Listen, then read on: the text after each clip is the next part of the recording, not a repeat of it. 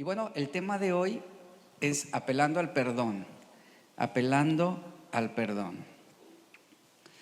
Filemón, como ya hemos hablado y hemos tomado contexto sobre su historia, lo que se conoce, eso poco que se conoce de su vida. Filemón fue un hombre de negocios próspero, era un hombre acaudalado, pero bueno, también fue un líder importante dentro de la iglesia de Colosas. Y en el versículo 7, que fue el versículo con el que yo terminé la enseñanza hace 15 días, en el verso 7 Pablo manifiesta sus sentimientos sobre Filemón y él dice: tenemos gran gozo y consolación en tu amor, porque por ti, oh hermano, han sido confortados los corazones de los santos. Fue el texto con el que yo cerré la enseñanza hace 15 días. Pero hay cosas todavía muy importantes en este versículo. Voy a tocar solamente algo que quiero hablar y que es importante para conocer más del carácter de Filemón. Como ya sabemos, Filemón era conocido por su amor a Dios, por su amor a la iglesia, y esto trajo gozo y consuelo al corazón del apóstol Pablo.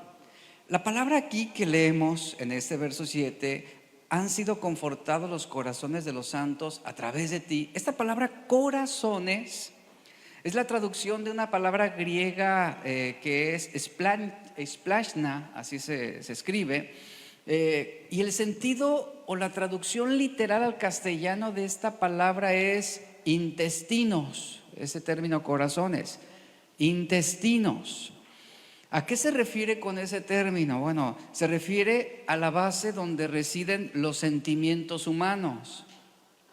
Ahora, los hermanos en aquella época pasaban por dificultades, había algunos heridos, había quienes fueron ultrajados. Por eso yo le preguntaba ahorita cuántos aquí están heridos, cuántos están tristes, cuántos están agobiados, porque esa era la condición de la iglesia en Colosas a través por medio de las persecuciones. Y había hermanos que estaban pasando por diversas situaciones, había algunos que estaban sufriendo, otros, debido a las circunstancias adversas, estaban siendo heridos en sus corazones, en sus emociones, en su interior. Eran lastimados debido a que no comprendían la naturaleza de las circunstancias que Dios estaba permitiendo, como nos sucede también a nosotros en diversas pruebas. Y Filemón era alguien usado, y yo quiero que tomen en cuenta esto porque la intención de este estudio es que aprendamos a ser como Filemón. Esa es la meta de aquí, que conozcamos el carácter de este hombre. Y Filemón fue un hombre usado por Dios para sanar a los heridos de corazón. Es por eso que Pablo usa la expresión: porque por ti, oh hermano, han sido confortados, consolados, sanados los corazones afligidos de los hermanos de la iglesia. Y Filemón fue alguien usado por Dios para sanar a todos aquellos que habían sido lastimados. Dios lo usaba para confortar a los desválidos. Y él fue un hombre sabio que edificó a la iglesia. Fíjese, fue un hombre que bendijo a la iglesia, sanando a los heridos de corazón. En una iglesia, indistintamente de la ciudad o la época en la que se encuentre, en una iglesia hay muchas situaciones que suceden, directas, indirectas, intencionales, no intencionales, que pueden afectar nuestras emociones y dejarnos heridas profundas. Hay circunstancias que suceden que pudieran hacernos sentir, por ejemplo, menospreciados, o que pudieran hacernos sentir heridos, situaciones que pueden suceder aún entre nosotros, que pudieran agobiarnos o decepcionarnos. Y cuando sucede algo así entre nosotros, uno desarrolla un desequilibrio emocional que nos impide afrontar los problemas de la mejor manera. Y la manera más fácil, ¿cuál es? En muchos casos es: me voy de esta iglesia, porque aquí no hay amor, me retiro. Y en algunos casos todavía más agravantes, algunos terminan abandonando hasta su fe, justificando que porque los cristianos son hipócritas, o porque la iglesia a la que asistía tenía falta de amor, se retiran de la fe cristiana. Y yo he conocido situaciones donde hasta se convierten en ateos, donde dicen, yo no creo en Dios. A ese extremo se llega una situación. ¿Por qué? Porque no se supo responder adecuadamente a una situación que los lastimó. Se generó ese desequilibrio emocional que les impidió el poder enfrentar o solucionar o responder a los problemas de la mejor manera. En muchos casos, ¿cómo respondemos tú y yo a los problemas? ¿Cuál es nuestra primera reacción? Me largo de aquí, ya no quiero saber nada, me retiro, los odio a todos, ¿verdad? Desequilibrio emocional. Y me encanta lo que yo estoy aprendiendo sobre el carácter de Filemón. Mire, porque él no fue un hombre sedicioso, él no fue alguien amargado, no fue alguien malintencionado. Sí, fue lastimado, como todos nosotros, y tenemos aquí directamente el caso de Onésimo. O sea, él fue lastimado por Onésimo, fue ultrajado, abuso de confianza, huyó, le robó. Sin embargo, en ningún momento Pablo está insinuando a Filemón que se aparte de la amargura o el resentimiento. No, lo único que está haciendo Pablo es apelar a ese amor que él tiene. Eso habla mucho del carácter de este hombre. Y Filemón fue uno que era comprensivo. Mire, esto es bien interesante, que era comprensivo con las faltas de los demás. Alguien que era compasivo. Filemón era un hombre que tenía tanto amor como para perdonar a todo aquel que lo ofendía. Eso debe caracterizar nuestro carácter. Ese es un distintivo de un cristiano, de un discípulo de Cristo. ¿Por qué? Porque perdonar no significa simplemente decir, voy a olvidar o aceptar así vagamente el mal que nos hicieron. Perdonar, y esto póngalo, subráyelo, anótelo, grábeselo. Perdonar es poner el corazón en una realidad espiritual y no en una realidad terrenal. Eso es perdonar. Eso es perdonar. Dice Colosenses 3:13, sean comprensivos con las faltas de los demás y perdonen a todo el que los ofenda. Esto que está diciendo Pablo a los colosenses es muy importante. Ahora, ¿en qué iglesia estaba Filemón? En la iglesia de Colosas.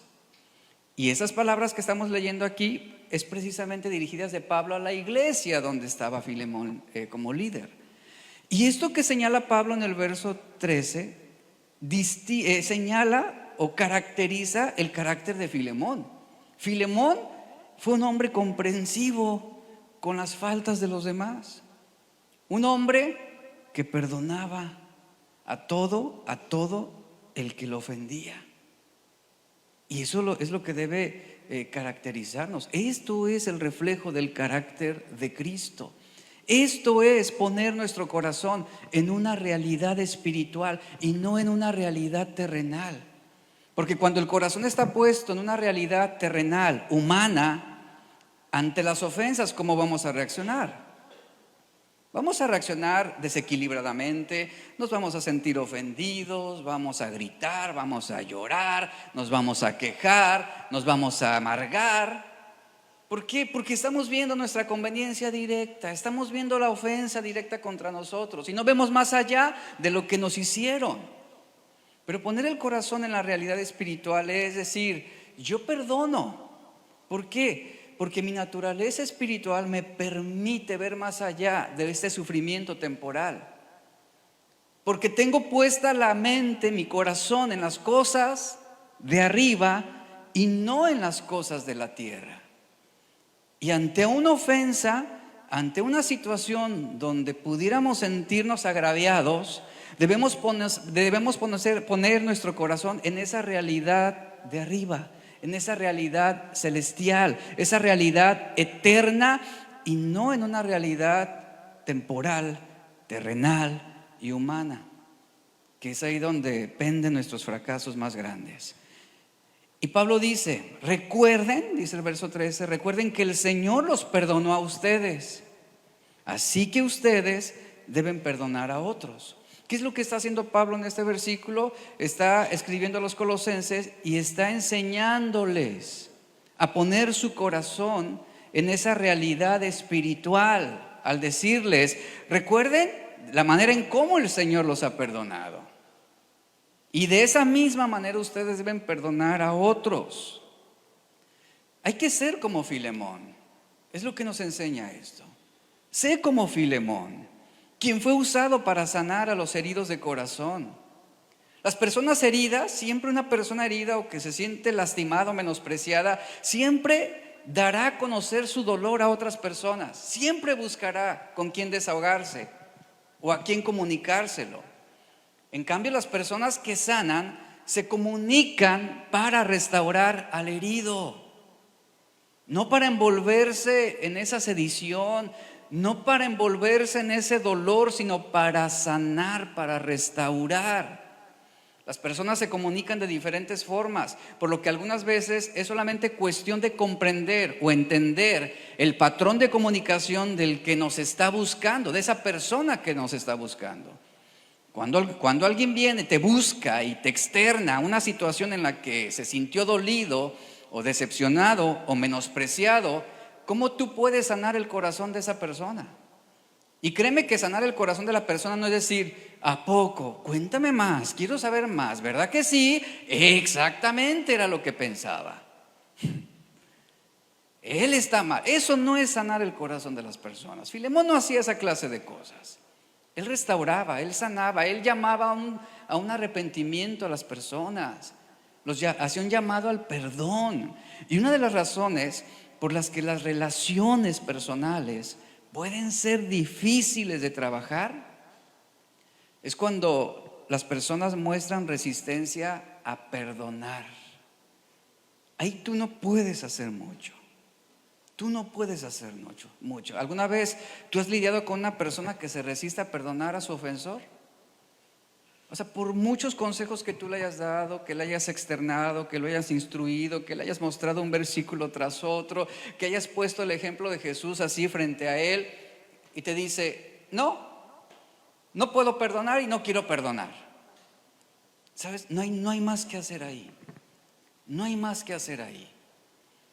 Yo me he encontrado en situaciones donde hago un llamado al arrepentimiento y al perdón, instruyo, aconsejo, porque esa es la labor, aconsejar siempre hacia el perdón, pero me he topado con personas que se resisten a perdonar y aún gente querida o amigos míos que en su momento resistieron perdonar a quien nos ofendió, y ante eso lo mejor es retirarte. ¿Por qué? Porque una persona que se resiste a perdonar no deja de hablar de sus amarguras, no deja de hablar de sus malos sentimientos, y es de lo único que él quiere comunicar. Y el problema es que no tiene la disposición para perdonar, y es difícil y doloroso porque con frecuencia la dureza de nuestro corazón es un mecanismo de defensa. Ponemos un caparazón duro y áspero porque no podemos soportar el ser heridos nuevamente. Filemón confortaba los corazones de los hermanos de la iglesia. Esta palabra confortar viene del griego y es un término militar que hace referencia al descanso de una tropa tras haber realizado una marcha. Eso es lo que se refiere. Y Filemón lo que está diciendo es, él proveía descanso y renovación a todos los hermanos agobiados, actuando como un pacificador, actuando como un mediador, un reconciliador. Y la vida de Filemón se destacaba por su madurez espiritual. Y yo quiero que preste atención a esto. Su vida bendecía a todos los que lo rodeaban. Ese es uno de los llamados que Dios tiene para nosotros. Que nuestras vidas puedan bendecir a todos los que nos rodean.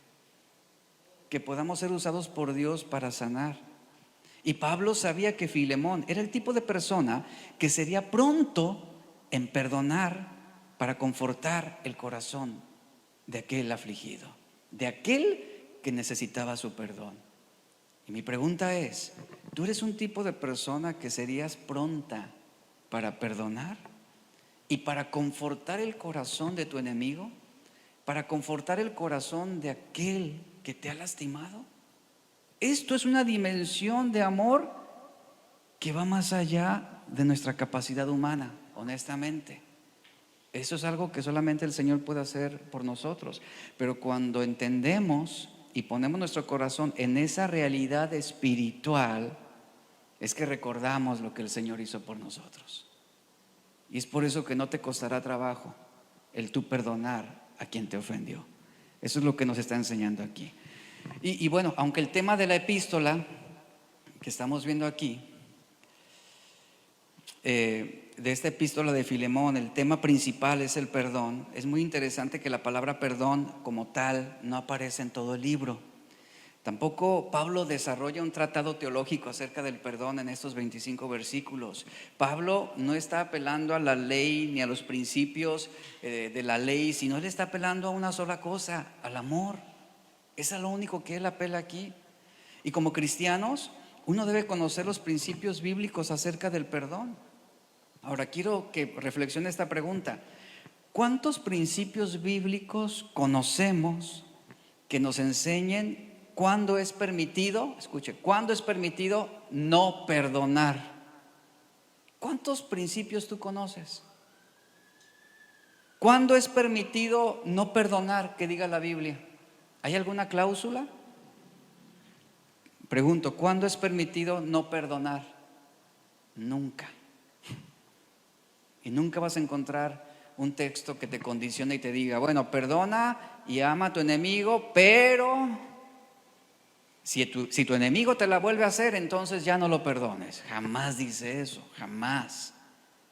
Si tu enemigo reincide en su pecado, entonces ya no puedes perdonarlo. Jamás, no hay ningún principio que nos enseñe a no perdonar, ninguno. Y dice el versículo 8 y 9 de Filemón, vamos a leer estos textos, continuando con la lectura, dice: por eso, dice Pablo, aunque tengo mucha libertad en Cristo para mandarte lo que conviene. Presta atención a estas palabras. Me pauso aquí un momento. Pablo está diciendo, le dice a Filemón: mira, Filemón, yo tengo la libertad y la autoridad como apóstol de, si quisiera, yo podría insistir en una base doctrinal sobre la importancia que hay en que tú tienes que perdonar a Onésimo. Y de alguna manera Pablo lo que está diciendo es: pero mira, Filemón, yo no apelo a mi autoridad ni a mi apostolado para poderte instruir sobre la base del perdón, porque yo sé que para ti no es complicado perdonar a los que te ofenden. Yo lo sé. Y vea lo que dice el verso 9. Por eso dice: prefiero rogártelo, apelando ¿a qué? Apelando a tu amor. O sea, Filemón era un discípulo bien dócil, nada complejo, nada complicado. Por eso, mira, no tengo que imponerte. Yo sé que tú lo harás, porque eres dócil, eres enseñable, eres humilde. Por eso yo prefiero suplicártelo con cariño y apelo a tu amor. Dice: siendo yo, Pablo, ya anciano y ahora además prisionero de Jesucristo. Aquí hay algo bien importante en este texto. Mire, el apóstol Pablo no tenía la intención de ordenarle a Filemón que él debía perdonar. Lo que él estaba haciendo es animándolo a hacerlo por amor, sabiendo que Filemón era entendido en la voluntad de Dios y cuál era la voluntad de Dios.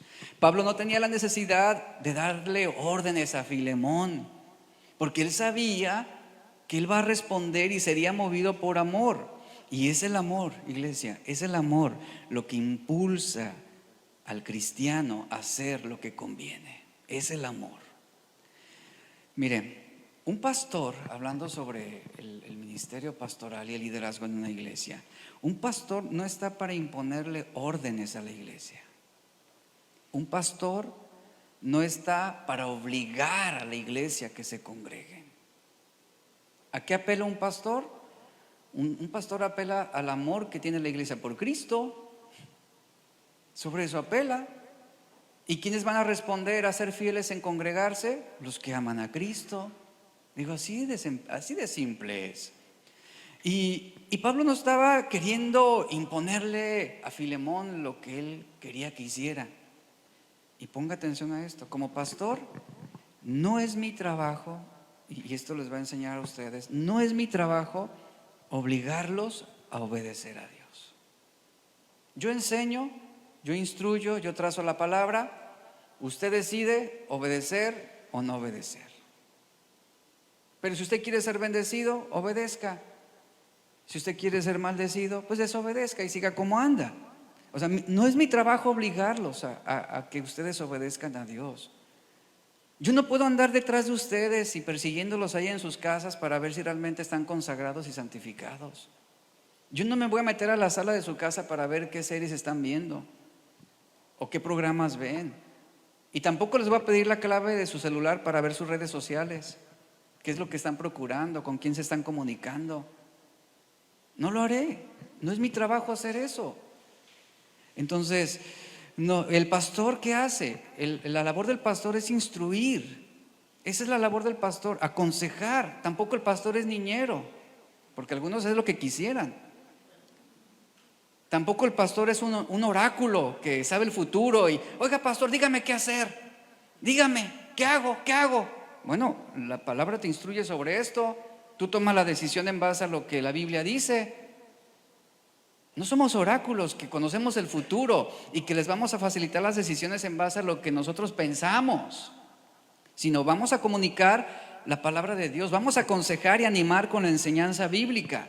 Y cuando la iglesia, cuando la iglesia es receptiva, será estimulada de vivir de acuerdo al propósito de Dios. Y un pastor que guía lo hace con autoridad, no con su autoridad, sino con la autoridad de la palabra de Dios. Y esa autoridad en el ministerio pastoral se ejerce a través de la enseñanza, del ejemplo, del liderazgo. Se da dirección a través de la enseñanza, de la doctrina. ¿Cuál es el fin de esto? Buscar el bienestar espiritual de la congregación. Esto es lo que Pablo está haciendo con Filemón. ¿Qué está haciendo Pablo? Buscando no su beneficio personal. Él está buscando el beneficio espiritual de la iglesia en Colosas. ¿A través de qué? Del ejemplo de Filemón al perdonar a Onésimo y restaurar la relación para preservar la armonía en la iglesia. Pablo no le impuso a Filemón perdonar. Pablo no le dijo, perdona a Onésimo, tienes que perdonarlo, te lo ordeno porque yo lo digo, yo soy apóstol, yo soy la autoridad aquí. Pablo no le dijo, si no lo haces como yo te lo ordeno, estás en rebelión, te excomulgo de la iglesia. Esa no fue la expresión de Pablo. ¿Qué dice Pablo? Yo apelo a tu amor. Y lo mismo hace un pastor, apela al amor que la iglesia tiene por Cristo para obedecerle. Un pastor apela al amor que los hermanos se tienen entre sí para respetarse, para no calumniarse, para no atacarse, para no difamarse. Apelamos al amor en ese sentido. Y como pastor mi trabajo es aconsejar, no ordenar, no imponer. No soy dueño, escuchen esto, no soy dueño de las decisiones que ustedes toman. Finalmente van a hacer sus decisiones, yo instruyo. Y tampoco estoy aquí para gobernar su voluntad y decirles si se pueden ir de vacaciones o no se pueden ir de vacaciones. O sea, yo no debo decidir por ustedes. Pablo no está decidiendo por Filemón. Ni yo estoy aquí para imponerles lo que yo quiero que hagan. Hay muchas cosas que yo quisiera que hicieran ustedes en base a lo que la Biblia dice, pero no las hacen. Las consecuencias, ¿quién las sufre? Ustedes, no yo. La instrucción está, y lo mismo está sucediendo aquí con Filemón. Por eso Pablo no toma una postura así autoritaria de decirle a Filemón, quiero que haga las cosas como yo te lo ordeno. No, está apelando a su amor. Ahora, cuando hablamos del amor, obviamente hablamos también del perdón. Y vamos a desarrollar este punto. Sabemos que el asesinato está prohibido y es condenado por Dios. Esto lo sabemos todos. El sexto mandamiento es muy claro. ¿Qué dice? No matarás. Ahí está la cláusula. No matarás, en negativo. Éxodo 20:13. Pero también sabemos que Jesús enseñó, y eso es importante, enseñó que la ira, el enojo y la falta de perdón son igualmente condenables al homicidio. Así lo enseñó.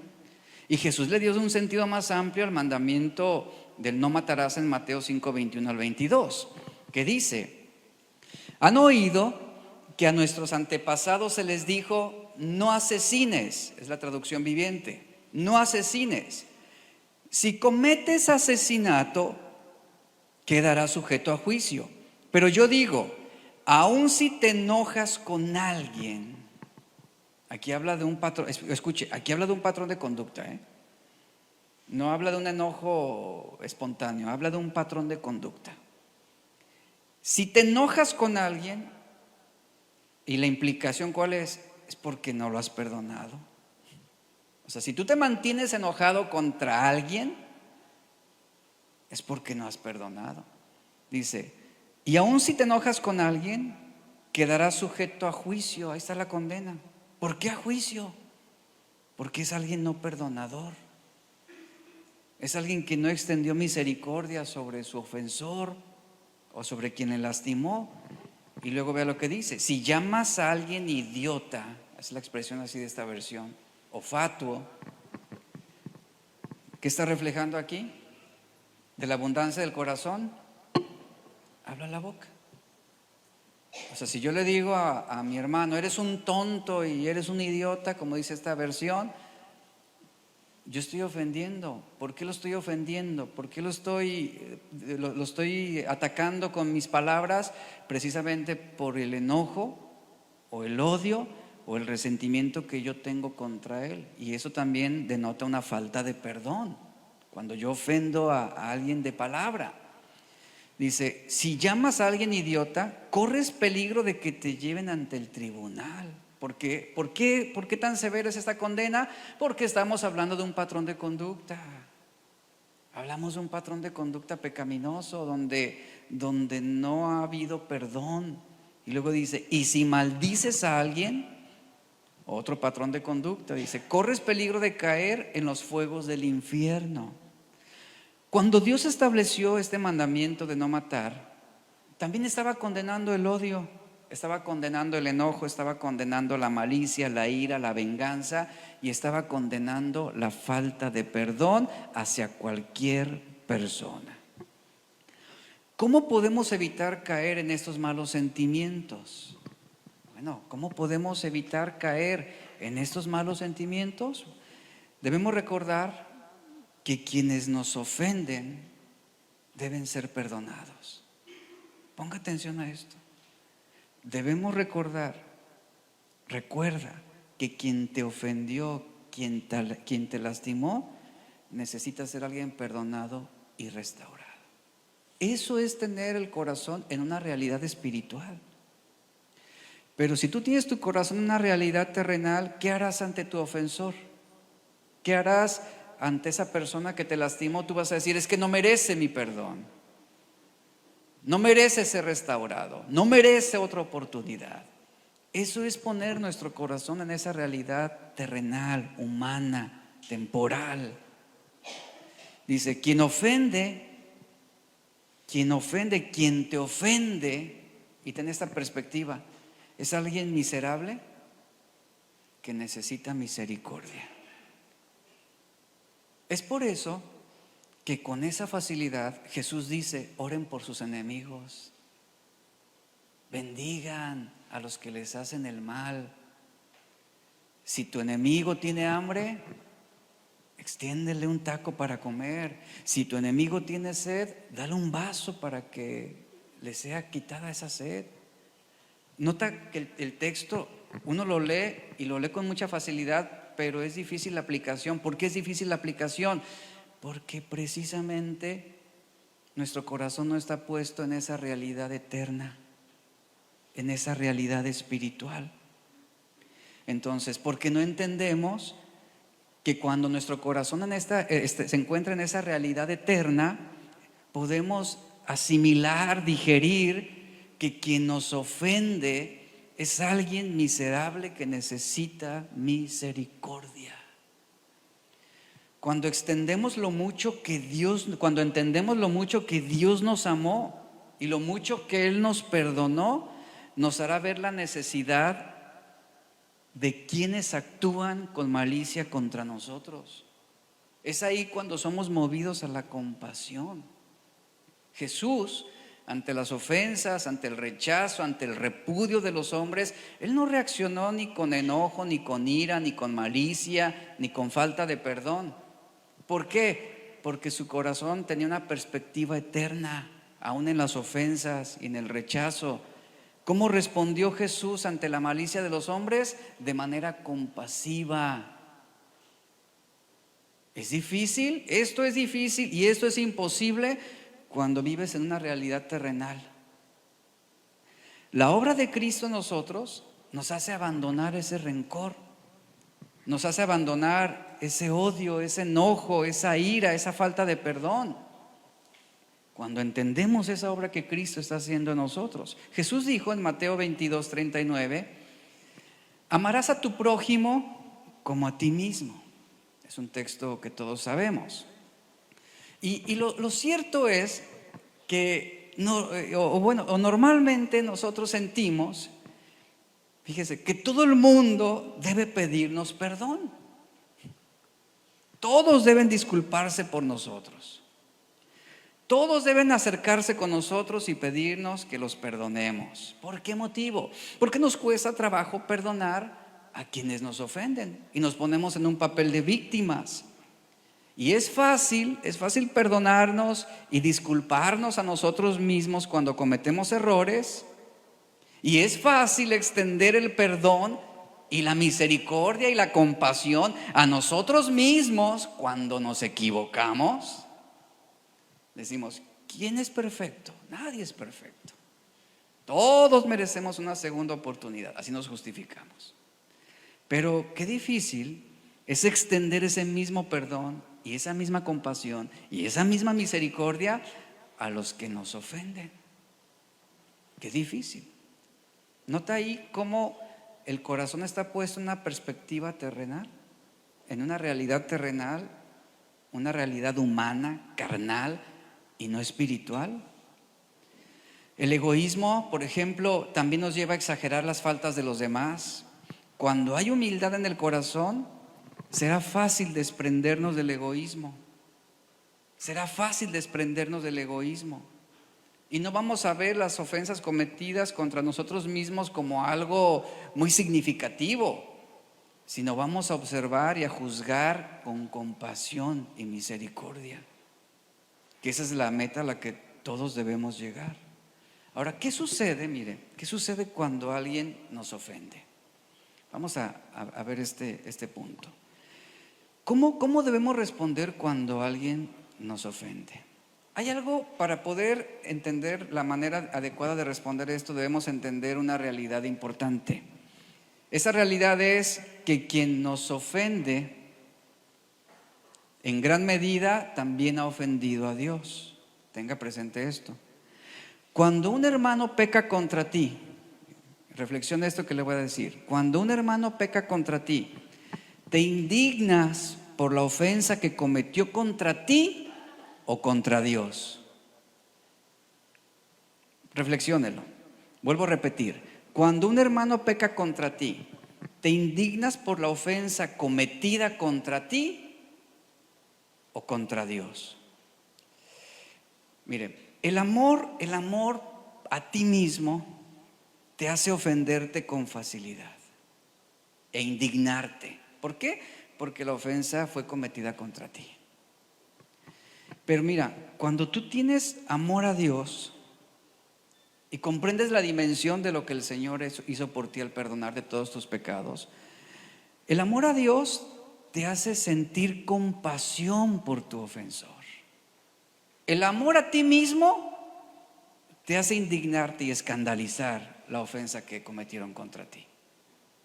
Pero el amor a Dios, quiero repetir esto, el amor a Dios te mueve a la compasión por quien te ofendió, por quien te ultrajó. Todo, mira, voy a voltear la tortilla. Todo pecado que tú haces contra otros, principalmente atenta directamente contra Dios. Esto debemos tenerlo en claro. Lo mismo es cuando alguien peca contra ti, en última instancia, está atentando contra Dios mismo. Es como lo siguiente, voy a poner este ejemplo, lo puse, ayer lo hablé. La relación de los padres con los hijos. Cuando tus hijos te desobedecen, o tus hijos te gritan, o tus hijos deliberadamente se rebelan y te dicen, no lo voy a hacer, ¿cómo reaccionas? ¿Te enojas? ¿Te indignas? Porque de una u otra manera te está ofendiendo a ti. Pero hay una perspectiva mucho mayor a esto. ¿Cuál es? Que nuestros hijos están ofendiendo primeramente a Dios. Están rebelándose contra Dios, contra su voluntad, contra su ley. Entonces, como padre, cuando tú ves una situación de rebelión en tus hijos, fíjate, esto es bien interesante. Si tú tienes una perspectiva espiritual y eterna, ante la rebelión de los hijos, tú vas a reaccionar con compasión. Escucha esto. ¿Por qué? Porque tú estás viendo las consecuencias que habrá sobre su rebelión, no en el plano terrenal, sino en un plano espiritual, o sea que es mucho mayor el daño que está causando. Y tú eres movido a la compasión por él. Más que a un odio, más que a un resentimiento, más que a una amargura, tu corazón como padre es movido, Señor, ten misericordia de él por lo que ha hecho. Pero esta dimensión espiritual, hablando sobre el perdón, es algo que el Espíritu Santo trabaja en nosotros. Porque cuando nuestros hijos se rebelan, lo primero que hacemos es reaccionamos violentamente. O cuando nuestros hijos intentan agredirnos, ¿qué hacemos? Reaccionamos violentamente. ¿Por qué? Por cuestión a veces de orgullo. Porque el corazón está puesto en una realidad terrenal. Pero cuando tenemos esa perspectiva eterna y vemos esa rebelión y esa desobediencia de nuestros hijos, una de las cosas es reaccionas con disciplina en amor, pero también reaccionas en compasión y misericordia con él y clamas a Dios. ¿Por qué? Porque su ofensa se extiende a un punto espiritual y terrenal. A ese punto llegan las consecuencias. Por eso la pregunta es, ¿qué nos ofende más? Pregunto, ¿qué nos ofende más? ¿Que nos hayan traicionado a nosotros o que hayan traicionado a Dios? Esto es una cuestión de orgullo y de egoísmo. Un ejemplo de esto, mire, cuando David pecó, él cometió adulterio con Betsabé, él pecó contra ella, pero no solamente pecó contra ella, sino también David pecó contra su esposo Urías y también pecó contra su propia familia y pecó contra toda la nación de Israel. O sea, su pecado se extendió en diferentes segmentos. Pero algo interesante aquí, que en el Salmo 51:4, que es precisamente el salmo de su arrepentimiento sobre el caso con Betsabé, en el Salmo 51:4 David declara algo importante. Él está orando a Dios y él declara: contra ti solo he pecado y he hecho lo malo delante de tus ojos. Cuando yo ofendo a mi hermano, principalmente ¿contra quién estoy pecando? Contra Dios. Cuando mi ofensor me agrede a mí, él está pecando principalmente contra Dios, no contra mí. Y fíjense, y al yo tener esa perspectiva del daño que le va a producir el ofender a Dios, es por eso que mi corazón es movido a la misericordia, a la compasión y a la oración. Es por eso, bajo este punto y este contexto, que Jesús dice: amen a sus enemigos. Porque el mal que sus enemigos han hecho contra ustedes no se compara con el mal que han hecho contra Dios. Oren por ellos. Bendíganlos. ¿A qué se refiere con bendecirlos? Señor, mueve su corazón al arrepentimiento. Mueve su corazón al verdadero arrepentimiento. ¿Para qué? Para que no sean castigados por el mal que han hecho. Eso es bendecir a nuestros enemigos. Bendecirlos es tener compasión hacia ellos a pesar del mal que han hecho. A pesar de lo que hicieron, de lo que dijeron contra ti, tú dices: Señor, ten misericordia de él. Porque él no alcanza a dimensionar el mal que está engendrando por lo que está haciendo. Ninguno de nosotros es más justo que Dios, ninguno. Eso es lo cierto. Y el pecado, mire, cuando David escribe: contra ti solo he pecado y he hecho lo malo delante de tus ojos. El pecado de David tuvo una trascendencia que fue más allá de sus propios sentimientos o de los propios sentimientos del hombre.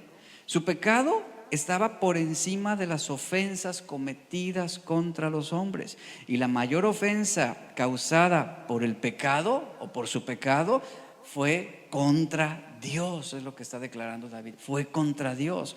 Cuando tenemos esa perspectiva y cuando tenemos nuestro corazón puesto en esa realidad espiritual, ¿acaso no es más fácil que perdonemos las ofensas menores que cometen contra nosotros? ¿Acaso no es más sencillo el poder ser movidos a la compasión y a la misericordia de nuestros enemigos? Esa es la perspectiva eterna. Eso es tener el corazón puesto en una realidad espiritual. Y como lo mencioné, ninguno de nosotros somos más justos que Dios, ni más buenos, ni más santos, ni más dignos de lo que es Dios. Ninguno puede llegar a ofenderme tanto como yo he ofendido a Dios. Ninguno puede llegar y ofenderte tanto y tan gravemente de la manera como tú has ofendido a Dios. Ninguno. Y con todo, y a pesar de las ofensas que cometemos contra Dios, ¿cómo responde Él? En su gracia, en su misericordia, en su compasión, en su amor. Porque precisamente aquí apelamos al amor de Dios para ser perdonados. En su amor, Él nos perdona. Y cuando un cristiano se rehúsa a perdonar a otros, o si en tu caso tú te rehusas a perdonar a tu ofensor, la Biblia te compara con un siervo malvado que se ilustra en la parábola de Mateo 18. Voy a hacer lectura. Dice en Mateo, esta historia está en Mateo 18, 21 al 35. El versículo 21, que son textos que hemos leído ya, dice: luego Pedro se le acercó y le preguntó: Señor, ¿cuántas veces debo perdonar a alguien que peca contra mí? ¿7 veces?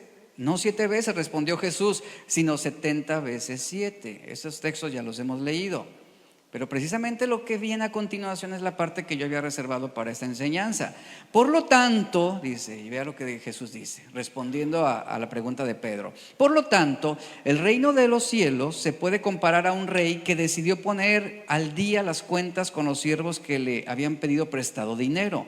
En el proceso, le dijeron a uno de sus deudores que le debía millones de monedas de plata. No podía pagar, así que su amo ordenó que lo vendieran, junto con su esposa, sus hijos y todo lo que poseía, para pagar la deuda.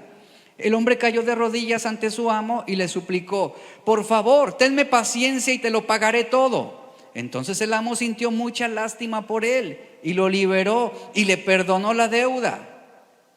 Pero cuando el hombre salió de la presencia del rey, fue a buscar a un compañero también siervo, que le debía unos pocos miles de monedas de plata, no en comparación con lo que él le debía al rey. Lo tomó del cuello, vea lo que hizo, dice esta versión: lo tomó del cuello y le exigió que le pagara de inmediato. El compañero cayó de rodillas ante él y le rogó que le diera un poco más de tiempo. Es decir, vean, apeló a misericordia. Espérame, ten misericordia, dame oportunidad, te lo voy a pagar. Ten paciencia conmigo, dice, te lo pagaré todo. Le suplicaba, dice la Biblia. Pero el acreedor no estaba dispuesto a esperar Hizo arrestar al hombre y lo puso en prisión hasta que pagara toda la deuda. Y el verso 31 dice algo muy interesante.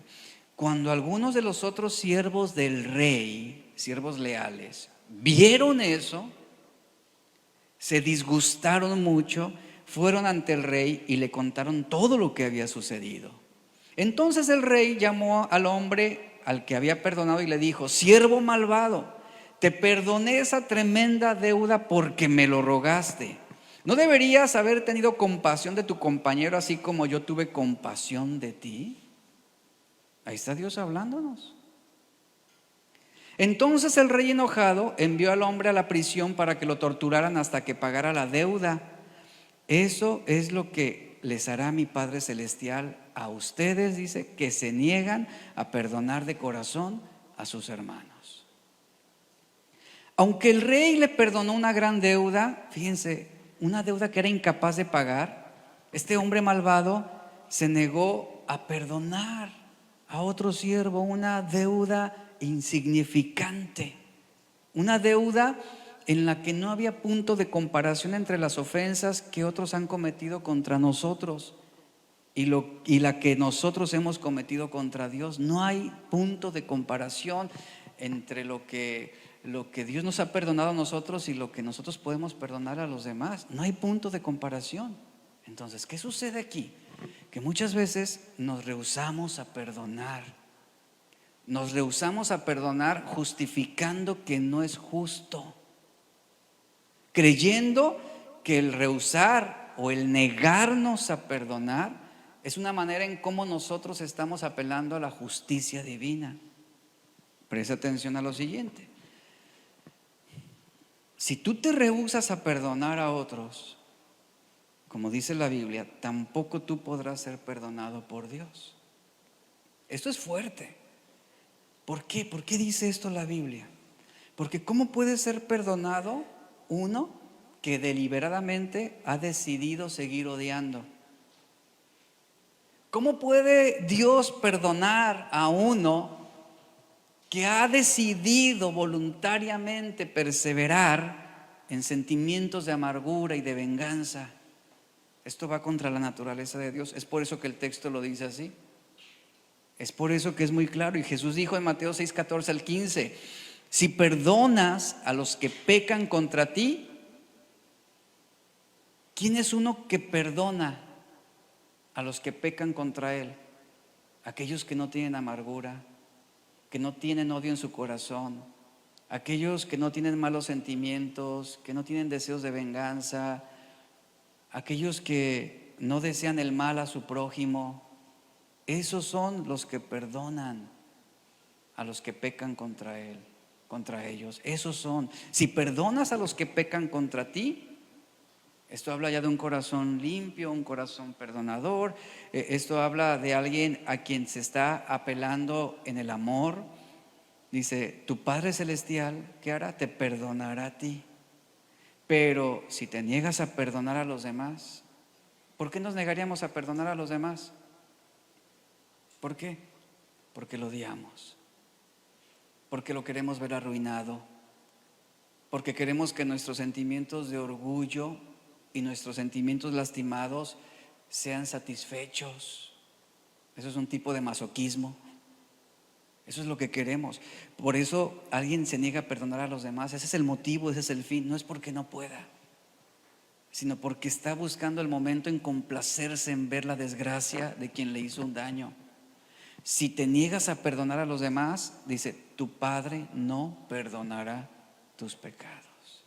En otras palabras, ¿por qué no nos perdonará? Porque estamos llenos de amargura, porque estamos llenos de odio, porque deseamos el mal del prójimo. El no perdonar a otros estorba nuestra comunión con Dios. El no perdonar a otros invalida las bendiciones de Dios. El no perdonar a otros aumentará el grado de amargura. El no perdonar a otros afectará nuestras relaciones personales y también puede causar una fractura dentro de una iglesia. El precio que se paga por resistir perdonar será demasiado caro. Y es muy posible que cuando reaccionemos, fíjense, que cuando reaccionemos de nuestro error de no haber perdonado, sea demasiado tarde o finalmente lo estemos haciendo frente a una tumba, cuando ya no hay nada más que hacer. Quien decide no perdonar pierde la comunión, rompe la armonía, no goza del compañerismo ni del amor de otros. ¿Alguna vez usted ha convivido con una persona llena de amargura? ¿Una persona resentida? ¿Qué es lo que usted hace con ese tipo de personas? Usted no puede conversar con ellas, usted no puede tener una relación armónica. ¿Por qué? Porque todo lo que esa persona habla está mal. No suelta ese pecado, no suelta esos malos sentimientos, y a veces ya lo más prudente y sabio es mejor retirarte, porque está decidida a no perdonar, está determinada a seguir odiando hasta que se muera. Y no es sano convivir con una persona así, usted lo sabe. En esta historia vemos cómo, en la parábola de Mateo 18 que leí, vemos cómo fueron otros siervos, lo que leí en el verso 31, los que le informaron al rey acerca de la conducta de ese siervo que había sido perdonado de esa gran deuda. Fueron a prevenir al rey sobre una conducta que estaba ya perjudicando a otros. Y esto ilustra la disciplina también en la iglesia. Una actitud rencorosa o amargada destruye las relaciones en la iglesia, en la familia y en cualquier organización. La falta de perdón no solo lastima nuestra relación con Dios, sino también lastima nuestra relación con los demás. Ahora, los que se niegan a perdonar, ¿por qué alguien se podría negar a perdonar? O mi pregunta para algunos directamente sería: ¿por qué te niegas a perdonar? ¿Por qué estás resistiendo otorgar el perdón? Alguien, y eso queda claro, alguien que se niega a perdonar es porque busca vengarse. Es porque no quiere soltar ese sentimiento hasta no ver a su enemigo destruido o arruinado. Y mi pregunta es: ¿y Dios bendecirá a alguien así? Y es muy lamentable que los corazones de muchas personas que asisten los domingos a las iglesias son personas que no han perdonado y que están llenas de deseos de venganza contra otros. Romanos 12, 14 al 21 dice la palabra, Pablo dice: bendigan a quienes los persiguen, no los maldigan. Fíjense, no los maldigan, sino pídanle a Dios en oración que los bendiga. Alégrense con los que están alegres y lloren con los que lloran. Vivan en armonía unos con otros. No sean tan orgullosos como para no disfrutar de la compañía de la gente común, y no piensen que lo saben todo. Verso 17 se lee: nunca devuelvan a nadie mal por mal. Compórtense de tal manera que todo el mundo vea que ustedes son personas honradas. Hagan todo lo posible por vivir en paz con todos. Queridos amigos, dice, nunca tomen venganza. Dejen que se encargue la justa ira de Dios, pues dicen las Escrituras: yo tomaré venganza, yo les pagaré lo que se merecen. ¿Qué es lo que está diciendo el Señor? Escucha, el Señor está diciendo: tú perdona. O sea, lo que te corresponde a ti es perdonar. La venganza es mía. Si tú sientes que se cometió una injusticia contra ti, no cometas el error de pecar odiando o amargándote. Expón tu causa a mí. Es lo que dice el Señor aquí: expón tu causa a mí y yo tomaré venganza por ti. Si esa persona no se arrepiente, lo que está diciendo el Señor, si no se arrepiente del pecado que cometió contra ti, dice el Señor: yo me vengaré y yo le pagaré lo que se merece. Y miren, y ese pago a lo mejor no se va a reflejar aquí en la tierra, sino en la eternidad. Porque algunas veces decimos: ya págale, Señor, ya. Y quieres verlo destruido, y quieres ver que se abra la tierra, que se parta en dos y un rayo lo consuma y luego se te lo trague la tierra y digas: ya, Señor, ya me vengaste. Pero no es así. La confianza que tenemos es que el Señor tomará venganza y Él pagará lo que se merecen todos aquellos que te hicieron un mal, si no se arrepienten. Si se arrepienten, tu corazón de compasión apelando a tu amor, tú te vas a gozar en saber que reconsideró sus malas decisiones. Y dice el verso 20, en cambio, si tus enemigos tienen hambre, dales de comer. Si tienen sed, dales de beber. Al hacer eso, amontonarás carbones encendidos de vergüenza sobre su cabeza. No dejen que el mal los venza, más bien venzan el mal haciendo el bien. Y Mateo 5, 43 al 45 dice, han oído la ley que dice, ama a tu prójimo y odia a tu enemigo. Esto sobre la tradición judía. Pero yo digo, ama a tus enemigos, ora por los que te persiguen. De esta manera estarás actuando como verdadero hijo de tu Padre que está en el cielo. Ahí está el texto. Por eso cuando perdonamos a quienes nos ofenden, las ofensas se van a convertir en pruebas y no en tentaciones. Cuando tú decides perdonar, tú haces que esa ofensa de tu enemigo se convierta en una prueba y no en una tentación. Cuando decidimos no perdonar, esa ofensa se va a convertir en una tentación. ¿Por qué? Porque eso va a incrementar el grado de pecados. Porque ya no solamente va a ser el que no quiero perdonarlo, sino va a venir la amargura, va a venir el resentimiento, va a venir el odio, va a venir el deseo de vengarte, va a venir el homicidio, una serie de cosas que se desatan. Entonces las pruebas producen crecimiento y fortaleza en nuestra vida. Y las ofensas cometidas en nuestra contra, si nosotros actuamos y respondemos adecuadamente, se van a convertir en pruebas que van a producir un crecimiento espiritual y una madurez en nuestra vida. Todo obra para bien a los que le aman, ¿cierto? Todo obra para bien. Las ofensas obran para bien de los que amamos a Dios, por supuesto. Y es ahí donde se convierten en esas pruebas que aportan un beneficio a nuestra madurez espiritual. En cambio, si decidimos desobedecer y nos negamos a perdonar, esto se va a convertir en una tentación que va a traer como fruto un pecado sobre otro y otro y otro y otro, hasta destruirte. En realidad, apelando al amor, como dice Pablo, no deberíamos darle tanta importancia a lo que dicen de nosotros o lo que hacen contra nosotros. Más bien, deberíamos ocuparnos por nuestra actitud ante las ofensas. Porque aún en la actitud que nosotros demostremos, se va a comprobar si realmente somos hijos de Dios.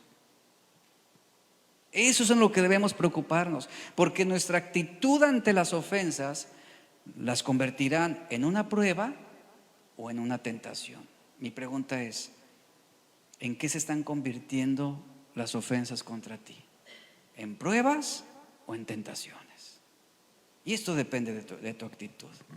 Algo importante sobre el perdón es lo siguiente. Algunos dicen, yo no lo perdono si no me pide perdón.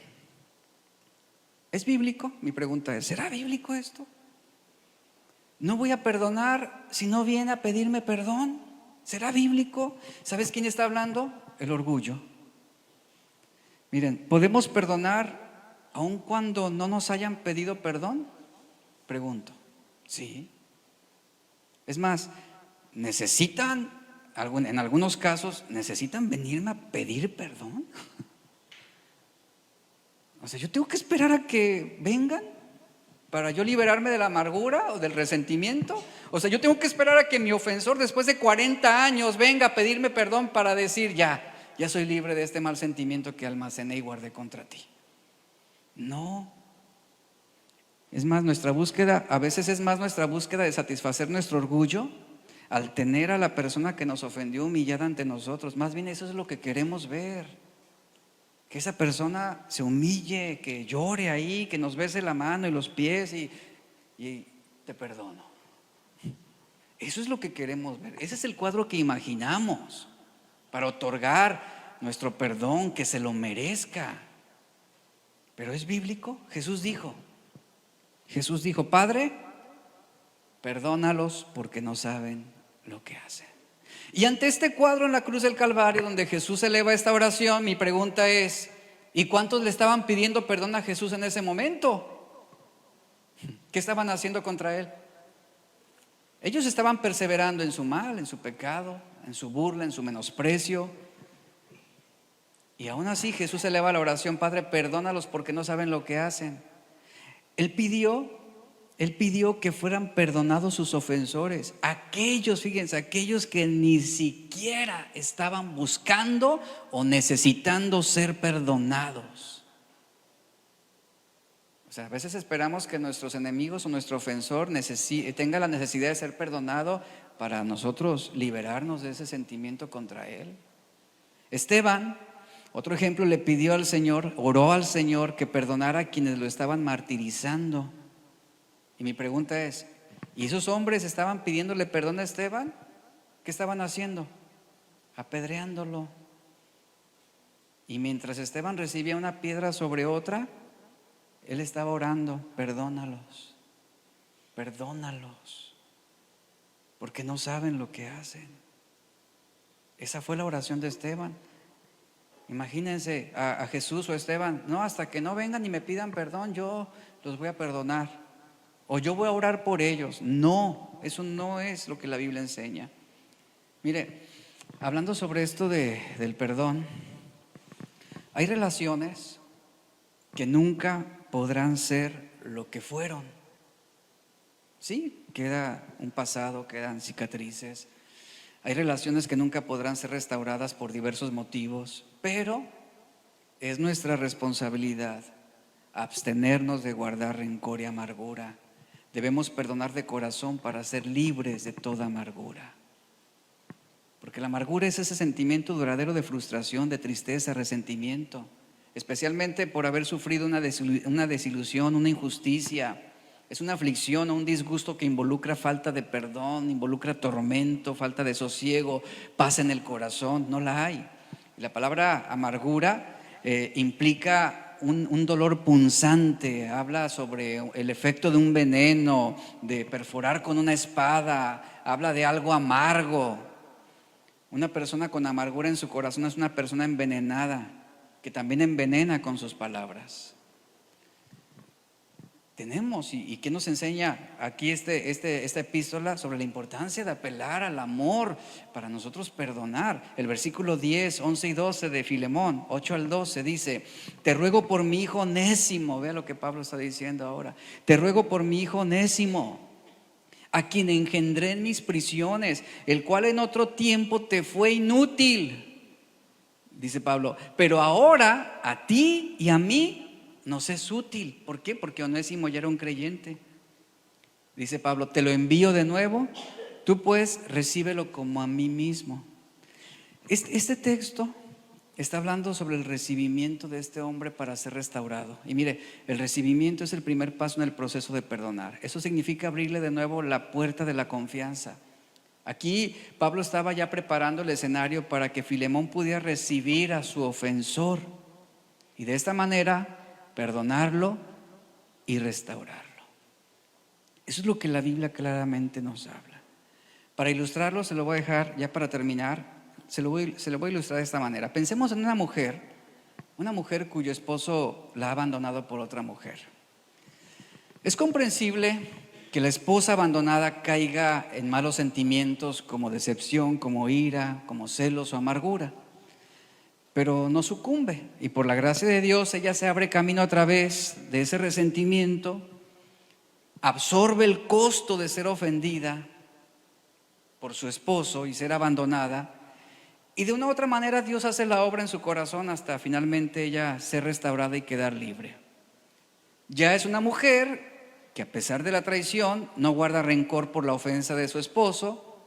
Ya ha dejado de criticarlo delante de sus hijos, y de alguna manera ella ha superado esta situación, ha sido liberada, pero él todavía no, el esposo todavía no. La liberación de él solo llegará con su arrepentimiento. Años después, supongamos, pasan algunos años y el esposo infiel regresa con su esposa, le confiesa su pecado, le hace saber de su arrepentimiento con lágrimas en los ojos. Este hombre reconoce el daño que le hizo a ella, a sus hijos, y de alguna manera viene arrepentido. La esposa lo perdona. Ciertamente, fíjese, ciertamente quedan muchas consecuencias, muchos años perdidos. Quedó una confianza quebrantada, una familia destrozada. Pero a través del perdón de la esposa al hombre infiel, lo que está haciendo ella al perdonarlo es liquidar esa deuda moral que él tenía. Queda borrada esa deuda moral y él queda perdonado. ¿A qué voy con esto? Que así como esta historia de Filemón y Onésimo, precisamente Pablo le dice a Filemón: te enviaré a Onésimo. ¿Por qué? Porque su deuda moral necesita ser borrada. Él necesita estar contigo. Él necesita ir directamente y pedir perdón, y que tú lo sanes, y que tú lo restaures, y que tú lo restituyas ahora como un hermano en la fe. Este es el proceso de la restauración. Ahora, vamos a terminar aquí, porque es lo que voy a continuar la próxima semana ahora sobre este recibimiento. Pero es bien claro lo que la Biblia está hablándonos. Y Pablo aquí está apelando al amor de Filemón, y él sabía cómo respondería. Iglesia, yo apelo al amor de cada uno de ustedes, para que ustedes hagan lo que de antemano saben que es la voluntad de Dios. Si alguien te ha ofendido, si alguien te ha lastimado, yo apelo a tu amor para que tú perdones. Algunos de ustedes es muy seguro que traigan deudas de años, que traigan sentimientos o tengan cuentas pendientes de décadas. Yo creo que Dios nos está dando la oportunidad también de liberarnos de esas deudas morales y perdonar, o en algunos casos buscar ese perdón de la persona a quien nos hemos ofendido. Esa es la restauración a nuestra alma, a nuestro corazón. Póngase de pie, por favor.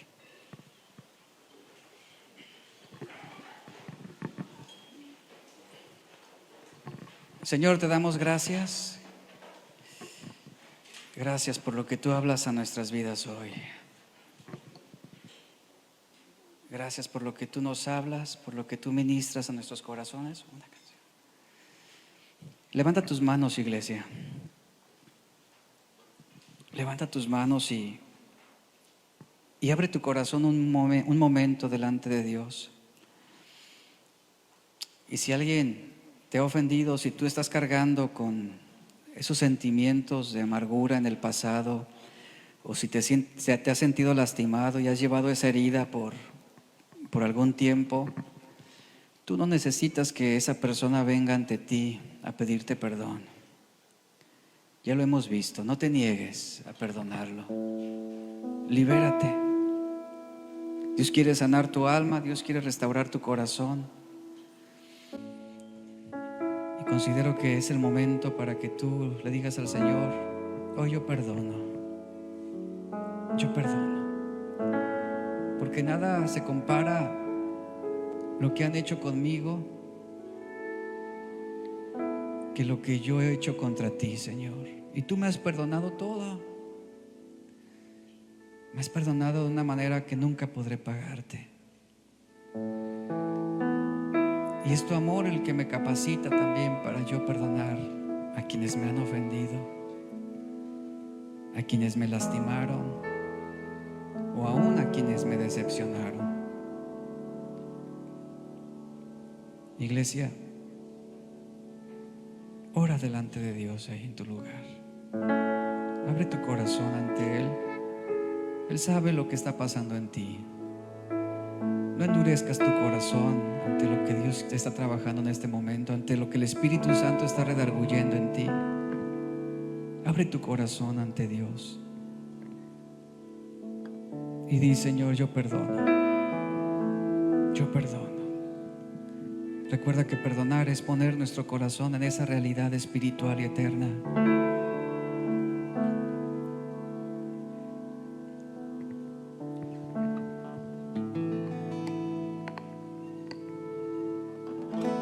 Tu voluntad aceptaré. eres soberano Dios.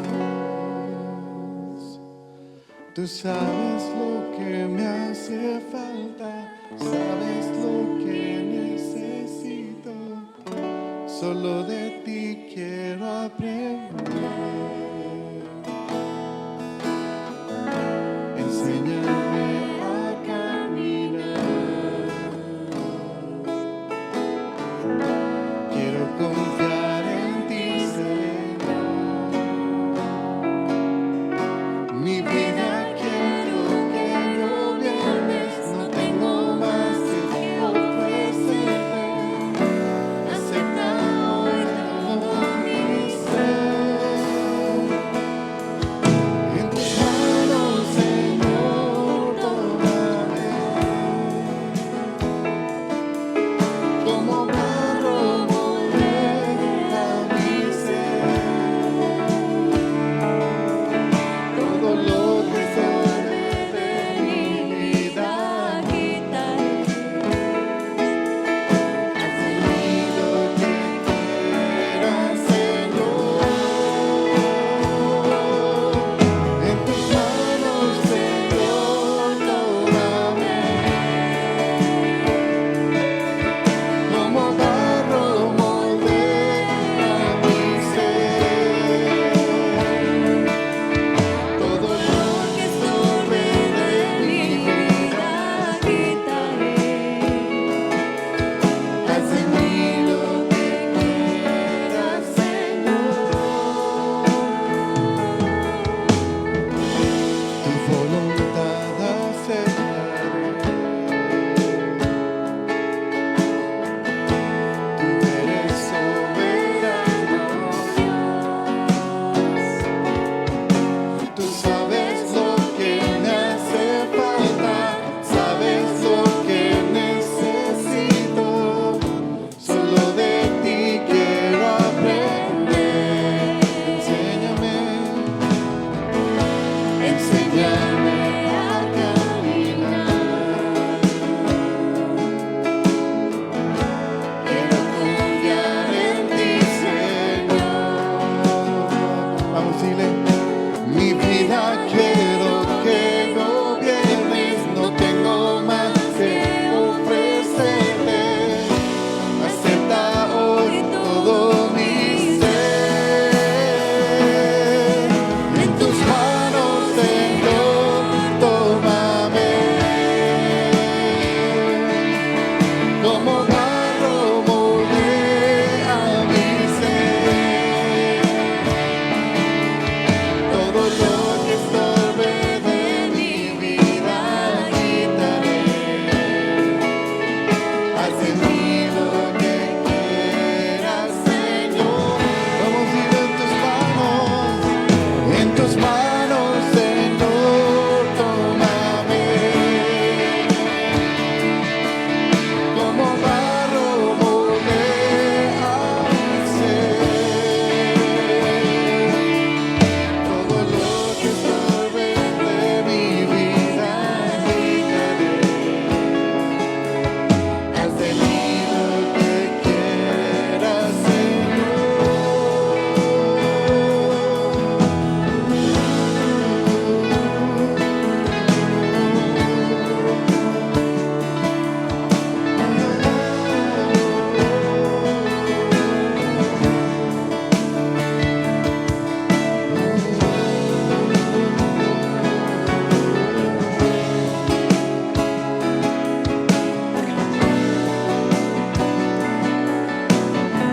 Vamos, dile,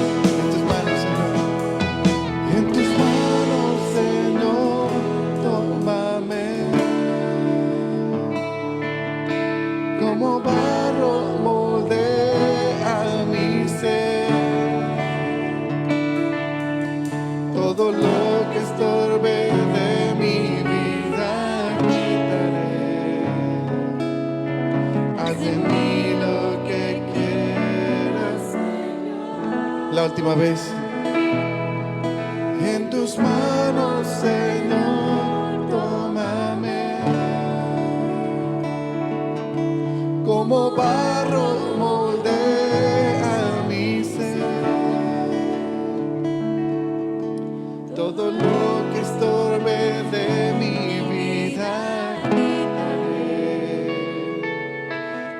mí lo que quieras, Señor.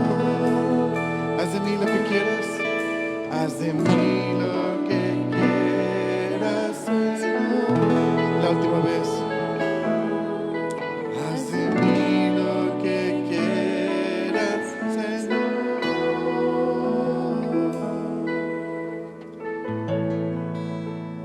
Sí, Señor. Solo tú sabes lo que necesitamos.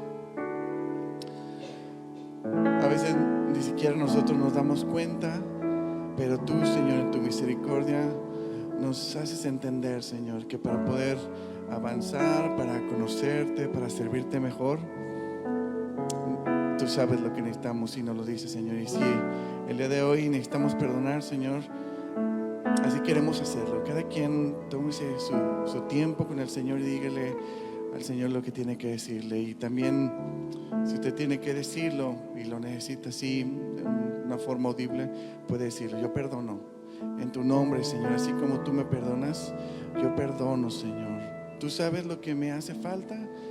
Y yo pensaba que lo que me hacía falta era esto, quizás el no perdonar, el vengarme, pero tú, Señor, me llevas a esto, a perdonar, a ser como tú, Señor, a reflexionar sobre tus misericordias, a reflexionar sobre cómo mi carácter necesita ser transformado. Señor, yo quiero darte la respuesta el día de hoy. Haz de mí lo que tú quieras, Señor. Y Señor, si en este momento algunos nos resistimos, Señor, no nos deseches, ayúdanos. Ten misericordia de nosotros. Perdónanos, Señor, porque nos resistimos. Perdónanos, Señor, porque queremos guardar a veces esas cosas que no te agradan, esas cosas que no en nada te honran. Perdónanos, Señor, y límpianos de esto. Cada quien dígale al Señor: Señor, a mí límpiame. Ni siquiera estoy pensando en los demás, pero Señor, límpiame para yo poder servirte, para poder verte, entenderte mejor. Porque de qué otra forma te vamos a conocer si no obedecemos, si no te obedecemos. Y el día de hoy, Señor, queremos darte la respuesta y obedecerte, Señor. Y así aceptar tu voluntad, Señor. Tú permites tantas cosas alrededor de nosotros. Permites que quizás haya otros hermanos o personas cercanas que o no te conocen o no han entendido, y a veces somos heridos, pero tú, Señor, tú tienes todo el control y nos pones el ejemplo. Y que nos lleva, Señor, para que también amemos como tú amas, Señor. Señor, ¿cuánto nos falta? Cada quien dígale al Señor: Señor, yo reconozco cuánto me falta para poder amar como tú amas, para perdonar como tú perdonas, para ver, Señor, las cosas como tú las ves. Señor, y aquí estamos, anhelando crecer. Y date la respuesta. En tus manos, Señor, tómame. Como barro moldea mi ser. Todo lo que estorbe de mi vida quitaré. Haz de mí lo que quieras, Señor. En tus manos, Señor, tómame. Como barro moldea mi ser. Todo lo que estorbe de mi vida quitaré. Haz de mí lo que quieras, Señor. Haz de mí lo que quieras. Haz de mí lo que quieras, Señor. La última vez. Haz de mí lo que quieras, Señor.